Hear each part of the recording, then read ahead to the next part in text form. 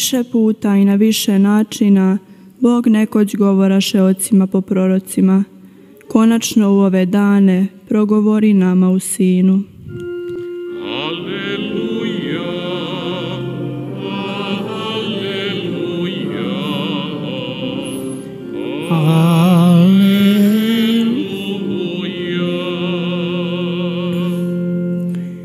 Gospodin s vama. Čitanje Svetog Evanđelja po Luki.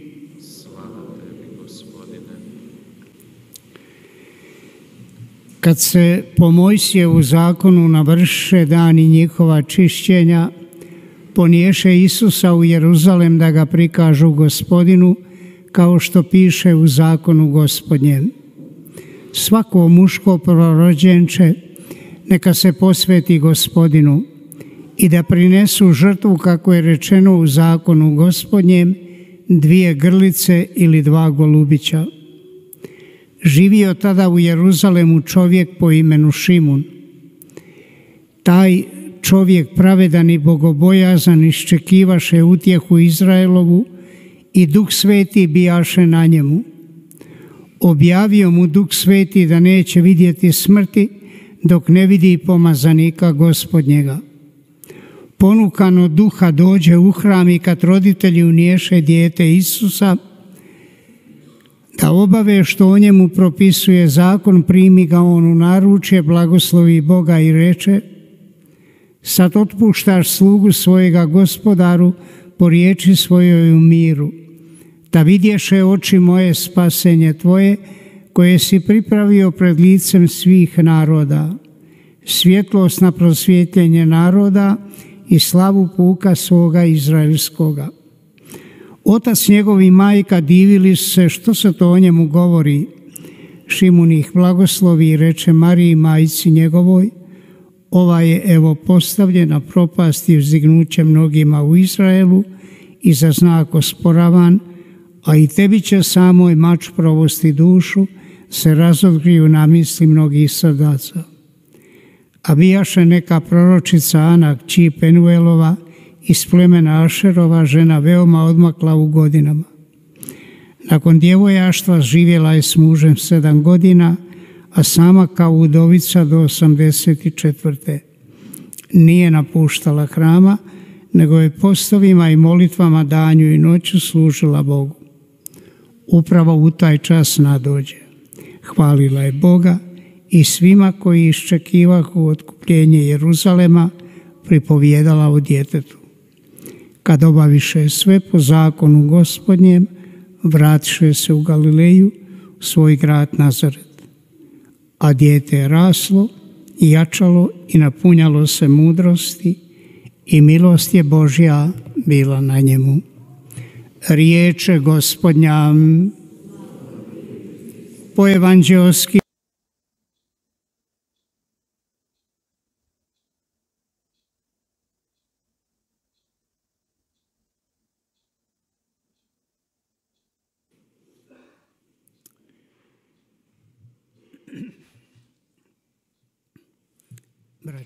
사랑하는 형제자매 여러분, Svi dobro znamo da slika današnje obitelji nije nimalo idilična.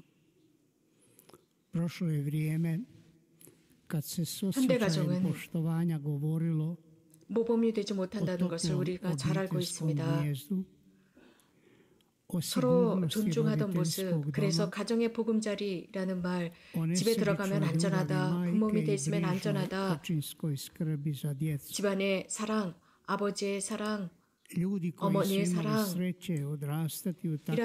말이 오래전의 말처럼 들립니다. 이런 가정에서 사람들이 자라고 성숙하고 성장했습니다. 이러한 가정은 현대에 찾아보기가 매우 어렵게 되었습니다. 그래서 점차적으로 이런 가정이 사라져가고 있습니다.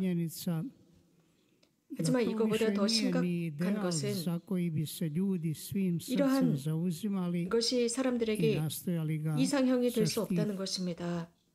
그리고 이러한 가정을 보호하려고도 하지 않는다는 게 문제가 있습니다. 삶의 이 빠름 속에서 가치, stavljaju 이 danas 가치들은 obitelj na 우리에게 veliku kušnju. 가정 Djeca znaju 자체를 često 큰 prkositi 시련에 svojim roditeljima, 빠뜨렸습니다.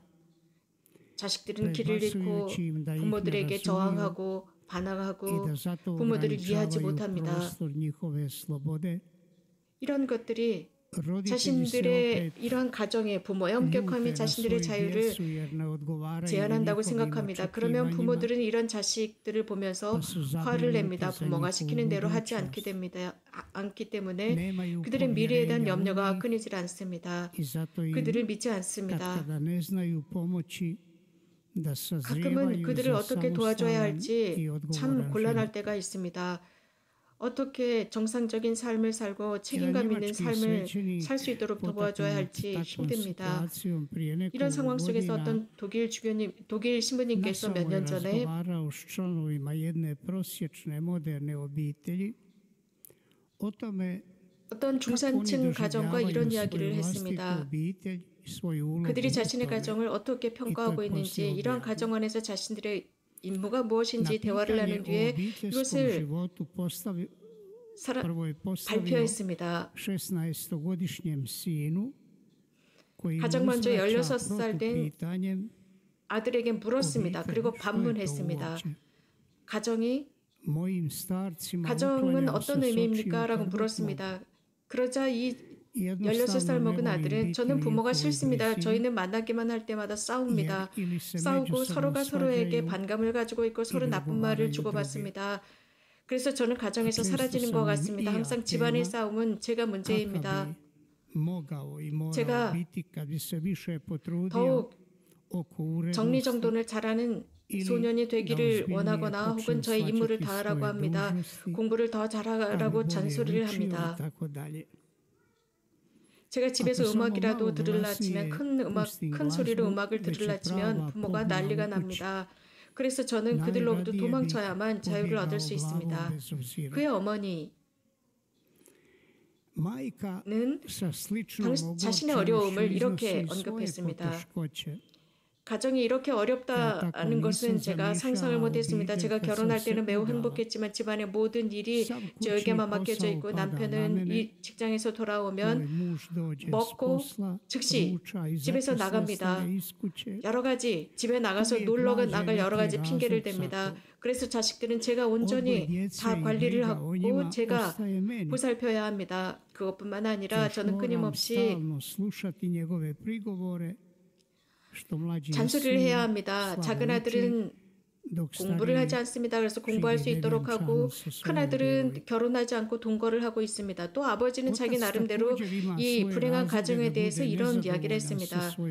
가정이야말로 참 가정은 한 사람이 빠질 수 있는 가장 심각한 올감이다, 웅덩이다 라고 했습니다. 이런 함정에 빠지지 말아야 한다. 제가 직장에서 돌아가자마자 부인이 잔소리를 하고 자식들의 소리를 들어야 하고 자식들의 요구 이런 모든 것들을 한꺼번에 듣다 보면 저는 제 자신을 컨트롤하지 못하기 때문에 밥 먹고 바로 나갑니다.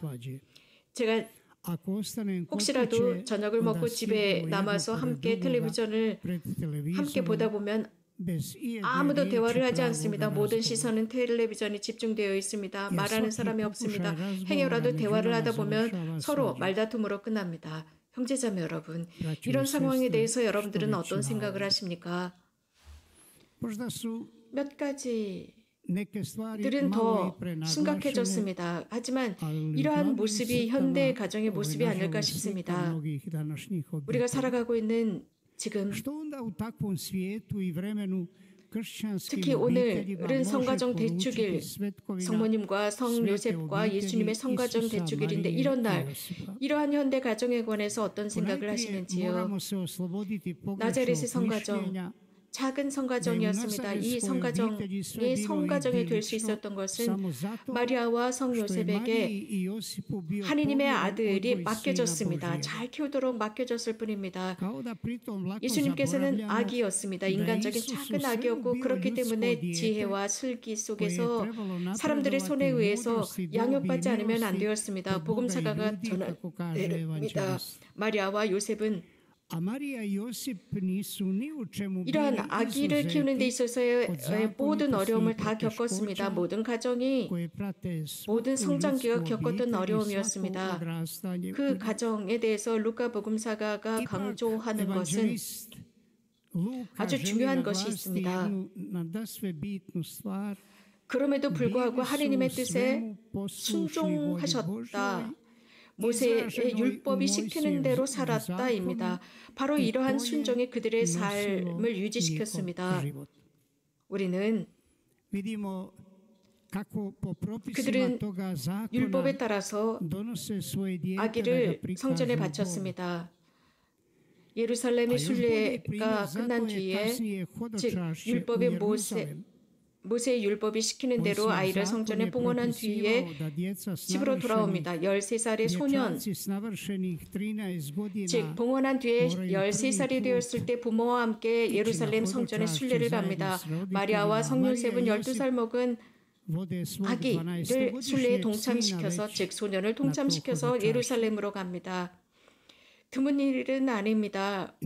순례를 하면서 예루살렘으로 돌아올 때 예루살렘 순례를 하고 집으로 돌아올 때 어린아이들을 잃는 것은 드문 일이 아닙니다. 왜냐하면 많은 그룹이 순례를 하고 있기 때문에 아이들이 걸어가다가 이리저리 길을 잃을 수도 있습니다. 그런데 이 12살 소년 예수는 집으로 돌아오면서 길을 잃은 것이 아니라 남아 있었습니다. 예루살렘의 학자들과 함께 남아서 그들과 토론하고 있었습니다. 그의 답과 질문, 즉 그 부모님은 우리에게 왜 이런 일을 하였느냐라고 했을 때 소년 예수의 답, 왜 저를 찾으셨습니까? 제가 아버지의 집에 남아 있어야 한다는 것을 모르셨습니까? 라는 반문을 합니다. 예수님의 입에서 나온 첫 마디가 확신이었습니다. 한 소년이 가지고 있는 그 확신이 전체적으로 삶 안으로 스며듭니다. 이 말씀은 이미 그분의 삶에 각인되었습니다. 그 답은 분명한 인식 속에 나온 답이었습니다. 무엇인가 해야 한다는 것을 알고 있었습니다. 당신의 아버지께서 시킨 일을 해야 한다는 것을 알았습니다. 기쁜 소식을 곳곳에 전해야 한다는 것을 알고 계셨습니다. 하느님의 기쁜 소식입니다. 하지만 또 사람의 아들로서 죽어야 했습니다.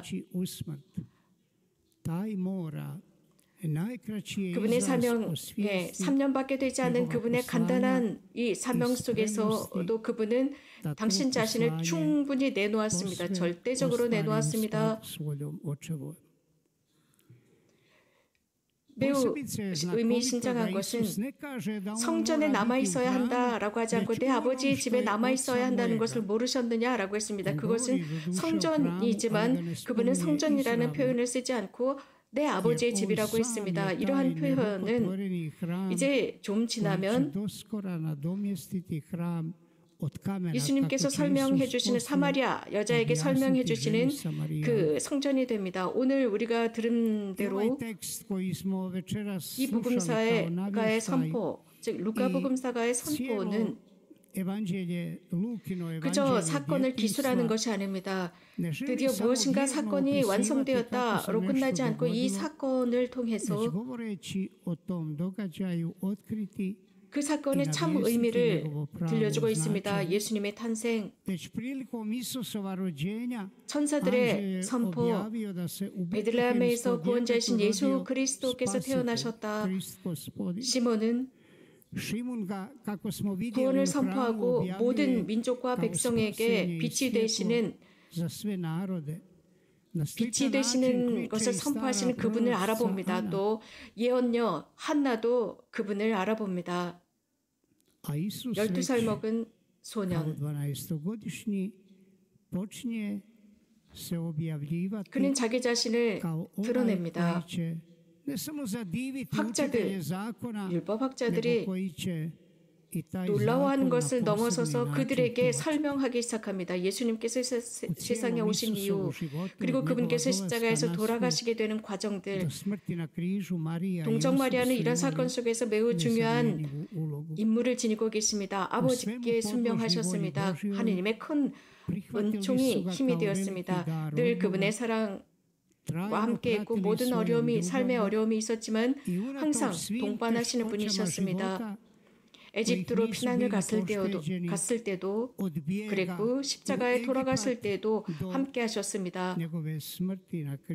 함께함을 통해서 한 가정이 구성됩니다. 행복한 가정이 만들어집니다. 이것이 모든 그리스도교 신자들의 모범입니다. 아버지의 뜻에 순명하는 가정입니다. 자식들이 어머니 아버지를 통해서 그들을 보면서 배웁니다. 하느님의 큰 선물로서 또 부모들은 이 자식들을 봅니다. 아무리 큰 삶의 어려움일지라도 삶의 큰 암흑이 있을지라도 이러한 가정은 행복을 누리게 되어 있습니다. 오늘 우리가 지내는 대축일, 즉 성가정 대축일이 우리 모든 그리스도인 가정의 축일이 되기를 바랍니다. 아멘.